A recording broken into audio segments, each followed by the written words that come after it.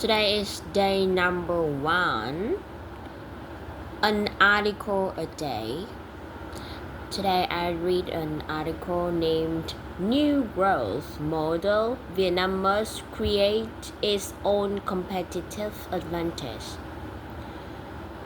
For nearly 45 years of đổi mới, renovation, Vietnam has progressed thanks for advantages such as a young workforce, competitive cost, FDI inflows, and an open international integration environment.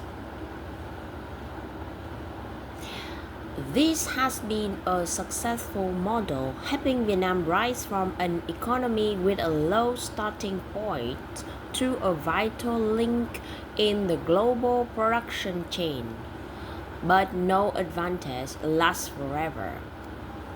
At the Strategic Dialogue Forum 2026, jointly organized by the Ministry of Foreign Affairs, the Weatherhead Earth Asian Institute at Columbia University, USA, as the U.S. Asian Business Council and the Organization for Economic Cooperation and Development on June 25. The question was raised: when all advantages gradually lose their efficacy, what will Vietnam compete with? The word Vietnam is integrating into a vastly different from that of early đổi mới era. The OECD warned that global economy is facing slower growth, weak productivity, and rising uncertainty in trade and investment. Global greenfield FDI has also fallen sharply compared with 2 decades ago, while competition on investment has become increasingly intense. Today, however, competition is no longer simply about who offers cheaper land, lower labor costs, or more generous incentives. New investment flows increasingly directed toward countries that combine openness with strong institutions and skilled workforce, modern infrastructure, and a clear long-term vision. Prof. Marinaro of Columbia University described it not as a world of deglobalization, but rather as one of fragmentation. Supply chains are not disappearing, they are being redistributed. Economic efficiency is no longer the sole factor driving investment decisions. Economic security, national security, and technological sovereignty has become equally important considerations. In this context, Vietnam can no longer rely solely on the advantages that served it well in the past. Cheap labor is still valuable, but it cannot be an advantage forever. Resources are limited. Investment incentives can attract businesses, but they do not automatically create technological capabilities. Exports can increase, but if domestic added value remains low, the economy still stands at the lower rungs of the value chain. The growth engine that once propelled Vietnam so rapidly now needs a new kind of fuel. That includes knowledge, technology, talent, domestic businesses, and institutional quality. Vietnam did not start this journey from scratch. After 45 years of đổi mới, the economy has built a significant foundation. Scientific and technological capability and innovation has improved. The domestic startup ecosystem and technology businesses are beginning to participate more deeply in international production chains.